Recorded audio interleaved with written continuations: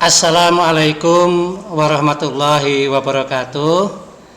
Nama saya Darmani SAG selaku guru mata pelajaran pendidikan agama Islam dan budi pekerti SMA Negeri 2 Mejayan. Maka pada kesempatan hari ini saya akan menyampaikan materi yang berjudulkan iman kepada kitab-kitab Allah Subhanahu wa Ta'ala.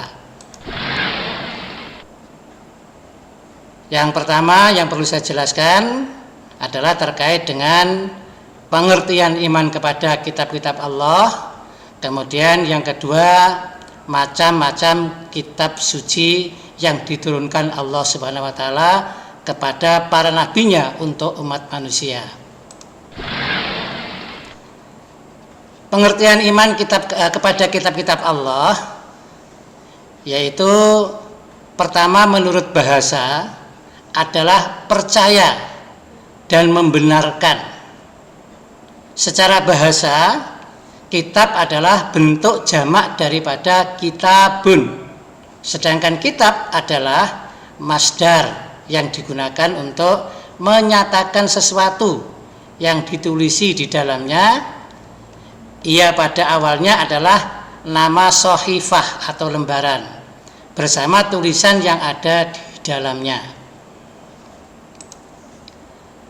Kemudian berikutnya yang perlu kami jelaskan adalah pengertian secara istilah.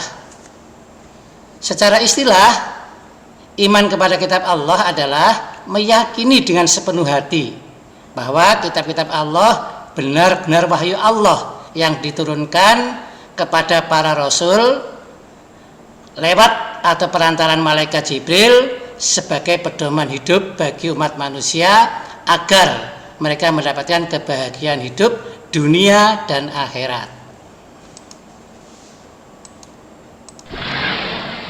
Sedangkan macam-macam kitab suci Allah yang pernah diturunkan kepada para nabi dan rasulnya, itu yang pertama adalah kitab Zabur yang pernah diturunkan kepada Nabi Musa untuk umatnya, dan berikutnya adalah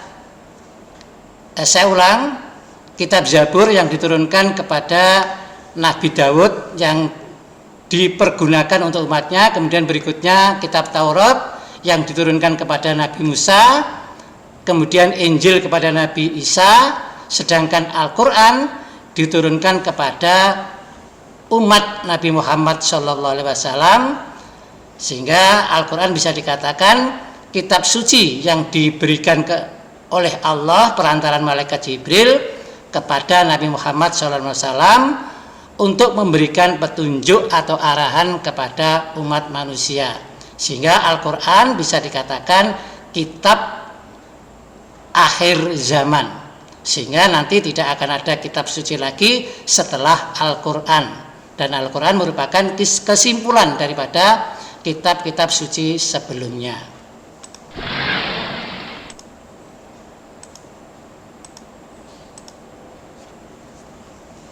Dan kitab Al-Quran adalah kitab yang diturunkan kepada Nabi Muhammad SAW untuk dijadikan pedoman dan petunjuk hidup manusia agar bahagia dunia dan akhirat. Dan Al-Quran sebagai kitab suci terakhir isinya meliputi kitab-kitab yang terdahulu dan melengkapi aturan-aturan yang belum ada, sehingga bisa dikatakan Al-Quran adalah merupakan kesimpulan daripada semua kitab yang sebelumnya dan ada pembaharuan di dalamnya.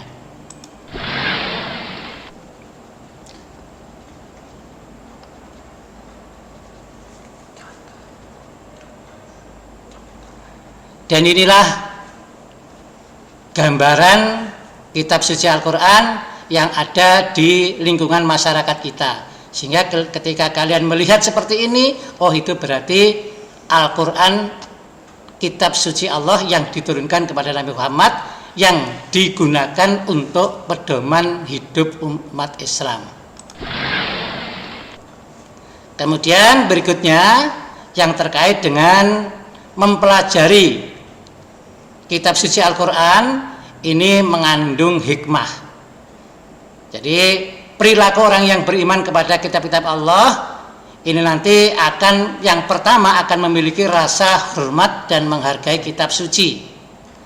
Makanya di sana termasuk diantaranya kalau kita membaca Al-Quran diperintahkan untuk berwudu, menghadap kiblat dan sebagainya. Kemudian berikutnya juga kita berusaha untuk menjaga kesucian kitab suci Al-Quran. Ya. Jadi jangan sampai kitab suci Al-Quran itu dilecehkan dalam pengamalannya, sehingga kita umat Islam harus benar-benar menjaga perilaku kita untuk senantiasa sesuai dengan Al-Quran.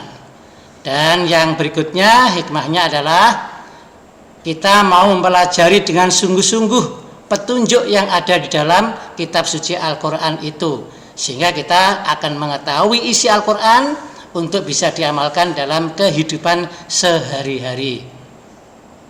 Berikutnya hikmahnya adalah berusaha untuk mengamalkan petunjuk-petunjuknya, sehingga mana di sana yang perintah wajib dan mana yang sunnah dan mana yang dilarang dan mana yang dimakruhkan, maka kita akan mengetahui sehingga mengutamakan yang wajib dan meninggalkan utamanya yang dilarang.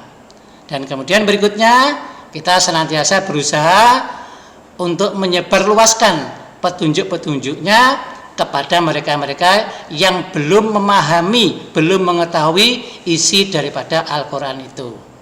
Dan berikutnya hikmahnya adalah berusaha untuk memperbaiki bacaan dengan mempelajari ilmu tajwid, sehingga kalau membaca Al-Quran kita nggak boleh tanpa menggunakan ilmu tajwid, sehingga panjang pendeknya ini kita bisa memahami dan mengetahuinya, ya.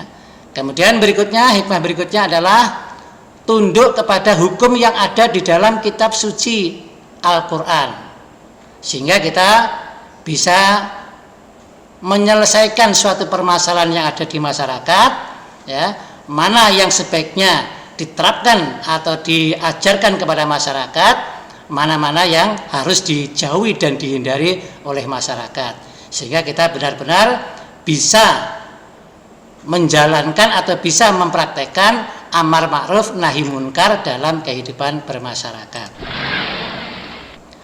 Kemudian cara beriman kepada kitab Allah diantaranya yang pertama adalah kita beriman kepada kitab-kitab sebelum Al-Quran, sebagaimana yang saya jelaskan tadi, ada kitab Taurat, Zabur, dan Injil. Kemudian yang kedua, kita harus mengimani kitab Al-Quran dengan segala konsekuensinya, mana yang perintah harus kita jalankan, mana yang dilarang harus kita tinggalkan.